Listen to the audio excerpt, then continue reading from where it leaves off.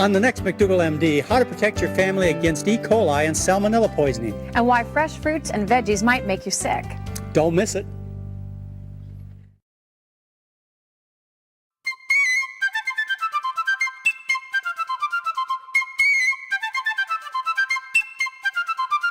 This is Hello Channel.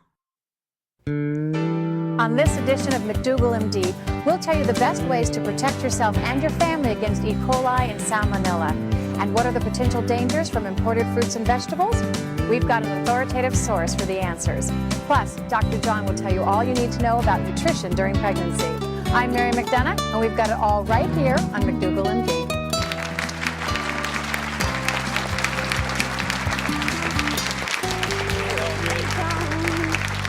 Oh, Mary, we got a great show. Yeah? But I want to start out talking about something very personal. Uh-oh. And I don't want you to get defensive. Oh, I'm in trouble now. I want to talk to you about your diet. Yes. And particularly during a time in your life when it's so important, and that is when you're pregnant. Yes. You know, you can go on almost any kind of diet during any other time of your life, but when a woman gets pregnant, she gets very concerned about nutrition. It's what we call a teaching moment. And often what happens is women resort back to what is commonly taught, what the standard party line Like is. drinking lots of milk. Lots of milk. Lots of right? milk, You right. go to the obstetrician, and the obstetrician tells you, or the dietitian, drink 4 glasses of milk a day, Right. eat lots of meat.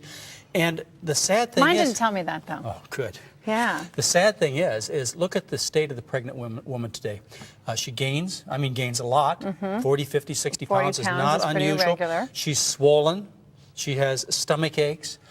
This is a woman who grows a baby so big that the baby can't get out of the birth canal. And so what happens is you have to take it up out through the top. You have to have cesarean section. And it's due to the bad advice we give women in terms of good nutrition. Now, what I'd ask women to do is to think about it for a minute. Think about the fact that around the world we have women who produce lots of babies in their lifetime. They'll have 8, 10, sometimes more babies, and they breastfeed them all, by the way, and they maintain good health, work hard in the fields. And we're talking about women who live on a diet with no dairy products, very little meat, and their diet is based around rice or vegetables or potatoes. It's a starch-based diet with vegetables and fruits. And these women do better in terms of pregnancy, in terms of the health of the baby, and in terms of their own personal health than we do in this country. Much lower cesarean section rates, less infant mortality. And so what we need to do is we need to change the diet of pregnant women in this country. But I think it's a very difficult task. I think it is a difficult task, but I think a lot of it, what happened to me was there were things that I craved. You know, you always hear about those cravings, but ice cream wasn't one of them. Well, that's for good. me. You know what it was? Oddly enough, salad, lettuce. I ate everybody else's salad and finished that would in be- that would be restaurants. I ate a fine. lot You of know- lettuce and a lot of bran cereal, and my daughter loves them both. Oh, you Funny think that enough, has something yes, to do with Sydney loves both of those foods. Naturally, when women, when they start when they're early in their pregnancy, they'll have morning sickness. And many women have told me that that's a time when they do go towards simpler things like fruits and vegetables. Crackers. And have a lot of aversions to certain foods that are unhealthy for them. And so it does seem to protect them. Very important dietary change for women to get it right during their pregnancy. Now, what women worry about is when they're pregnant, if they eat, they're going to get fat. Well, that's just because of the kinds of foods that they eat. A pregnant woman needs to eat a lot of food. She needs to eat, you know, as many times a day as she wants. She needs to eat very nutritious food. In fact, you'd look at it as nutritionally dense food. And these would be starches. Like what? Well, starches, like oatmeal for breakfast, Right. hash browns for breakfast, cooked without grease preferably. She could have waffles and pancakes made of whole wheat flours. Right. And for lunch, it would be things like vegetable soups, bean soup, pea soup, lentil soup. And for dinner, she would have bean burritos or spaghetti and marinara sauce. But what about milk? Because everybody thinks. How many? Did anybody drink milk during pregnancy? Everybody said, "Oh, drink milk." No. What would you say to substitute instead? Well, first of all, she has to think in terms of the global picture again. The women I mentioned to you at Asia or in Africa, they don't consume milk. And yet they have healthy pregnancies, and as I mentioned, much healthier pregnancies and healthier babies. The idea that you need to eat this calorie-dense food. You know, milk is designed to grow a cow from 60 pounds to 600 pounds. And she wonders why she gains 60 pounds during her pregnancy with that kind of advice.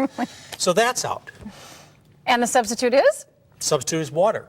Or you could have, water. or on What if your you cereals you crave could have milk? I nut mean, what milk. about those cravings? What would you say to somebody who, Mary, who I has crave those pepperoni cravings? pizza. And you know what I do? I do what What do you Nancy do? Reagan told me to do, and that is just say no. Just say no. Yes. You've got to take, once you learn what the right things are for you, you've got to take a stand. It's the same thing with meat. People worry about, meat during their pregnancy. Okay, but someone like me or someone might in the audience might say, but what if I really crave that? Do you just ignore it and say, nope, sorry, can't do it? It depends. John said no. It depends, like that bowl of ice cream. Yeah, I think you ought to take and say I'm going to have very little of it. Very little or of it. Because that could be a natural thing in the body, couldn't it? There's a reason that you'd have that, and maybe you're deficient in calcium. I'm not deficient in pepperoni, I guarantee you. That's not the problem. This is learned behavior. And again, I want to go back to the fact this is a teaching moment. So if we had dietitians, if we had obstetricians, if they were telling women that to have the safest, healthiest pregnancy, you need to eat a diet with very few rich foods like the candy bars and the cakes and the meats and the cheeses. And instead, you need to live on a diet based on starch with the addition of fruits and vegetables. We'd have much healthier mothers, much healthier babies. There's a problem that women get. It's called preeclampsia and eclampsia, and that's where toxemia, you may have heard of it. That's where they have problems with the kidneys, high blood pressure, swelling, and so on. Well, there was a study done of 756 pregnant women who ate a vegetarian diet, a very healthy vegetarian diet, and they only had one case of preeclampsia, whereas you would predict that 10% of them or 75 of them would have had preeclampsia. So women wanting to avoid that problem, women wanting to avoid being sick during pregnancy. Pregnancy is not supposed to be illness, although women often find it is. Women who don't want to end the pregnancy having to face losing 40, 50, 60 pounds.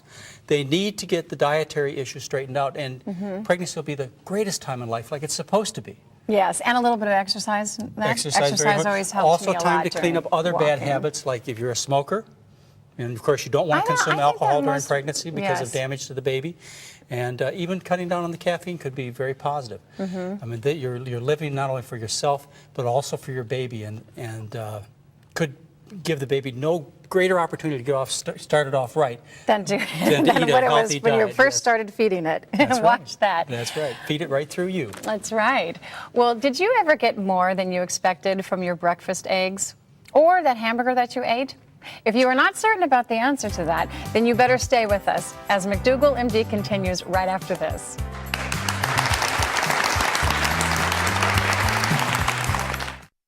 Learn English and have fun on Hello Channel.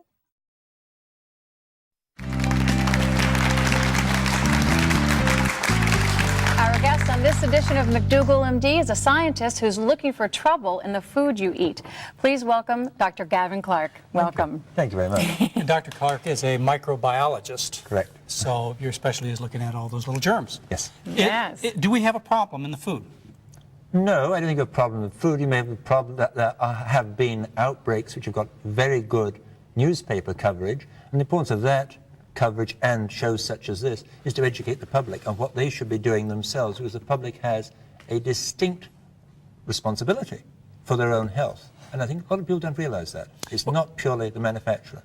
What kinds of bacteria or viruses are we talking about here? Is there the big five we got out there? Yes, what you see in the newspapers is E. coli. Well, E. coli is one of about 170 different types of E. coli, actually.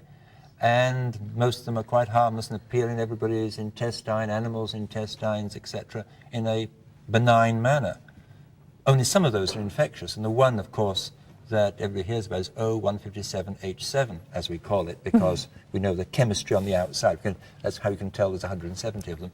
And that one is the one which erroneously really has been given the name hamburger disease, because you can get it from more things than hamburger. Just like what kind of foods can you get it from? Yes. Okay, you get it from water, Yes. unpasteurized cider, unpasteurized milk, meats, vegetables, anything in actual fact which has come in contact with water which has been contaminated, or ground which has been contaminated with feces, with animal droppings. Okay. So in other words, these are animal-originated diseses. I mean, Yes, people E. don't coli. get plant diseases because we're animals. We get diseases from other animals, but I've never heard of a disease from plants. Like none of my friends have Dutch elm disease or aphids. Unless they have a wooden leg or something Yeah, like that. right, because we're so distant from plants. So plants are safe unless they're contaminated with animals. Is that correct? Yes. The actual plant is that there are, of course, a whole range of organisms which are plant pathogens. And so insects have their own Right. diseases as well. Even bacteria have their own diseases, viruses that infect bacteria. But the plants themselves can become contaminated.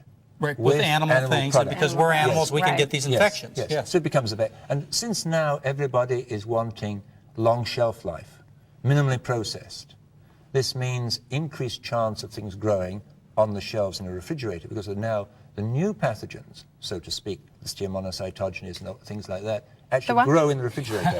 Listeria monocytogenes. You don't know what that is? If you say- Those. Okay. Just germs. Every time he like says that, that. say germs. Okay, germs. They Now actually we grow know. in the refrigerator. So long shelf life means that they're actually growing on the While display they're- counter right. or in your refrigerator if you're not careful. So those are a problem. So you want to eat the food fresh, You should be eating it fresh and uncontaminated, uncontaminated. and vegetables. If you eat vegetables, you see, you've got all these salads now. People have got Right. these Yes. prepared salads. In the regulations on prepared salads are set that they're not on the shelves longer than 10 days because of the normal population. The normal population growing up is not going to spoil your salad in okay. 10 The days. germs. But don't forget, Right. Germs. everything has bacteria on it. I mean, Right. it's still Right. you, me, and everything else is covered with bacteria. And everything is covered with a normal, healthy flora of bacteria. Yes. And if it wasn't for that, we'd all have infections and all the rest of it. It's when the pathogens come in, and they must be able to pathogens to get beyond the normal healthy flora that covers everything, meat, vegetables, whatever it is, and establish that that's when you have problems. And in the case of vegetables, if those vegetables have been contaminated by a pathogen that's actually carrying it, Yes. it can either then grow in the food if the food is stored inappropriately, which a lot of people do, and therefore reach a number which is an infectious dose. Or it may, in actual fact, come into you and, for instance, grow inside you and produce a problem. That's a classical But case of even botulism. fresh animal products can have harmful pathogens. Is that correct? Fresh eggs, fresh milk, Oh, yes. fresh beef. And so how do you protect yourself Yes, against that's what the I animal want to know. products? Okay, so we have all these horrible Okay, things let's- out there. What do we do? Let's deal with the eggs. The Oh. eggs are very interesting from a pathological standpoint because, of course, they're very difficult epidemiologically to follow where a disease has come from. You either have the egg and somebody's eaten it and you don't have anything to test, or you test the egg and it's positive but nobody has the disease because you've just tested the one egg that's Yes. live. So it's all done statistically, in actual fact. So what if you get an egg? The classical way of salmonella infection in eggs was the fact that the bird has salmonella in its intestine. As you know, it lays the egg in very close proximity of where other things are happening. And the egg, if it's cracked, if it cools and draws in the feces that's on it, or if it's inappropriately washed in water which has salmonella in it, and the water temperature is wrong and it draws Takes it in in. water as it cools, the salmonella goes through a crack into the egg. But isn't So there is there a another safe theory way? that says that it gets in other ways? Yes, there's another salmonella. There's about 2,200 different types of salmonella. It's That was confusing. one. We're not going to hear all about them. We don't know this. They're all named after towns where they were first isolated. It's quite a nice class in geography. But there's one which, and it's relatively recent, was proposed that it became transovarially transferred. In other words, the bird has it in its ovum. Oh, okay. Okay. So the egg yolk, as it's formed, is formed with the Salmonella enteritidis inside. So The there's. egg white goes on the outside, the shell goes on the outside, they lay it. So you can't be sure, even if you take proper care of that shell, that you're not going to have salmonella infection.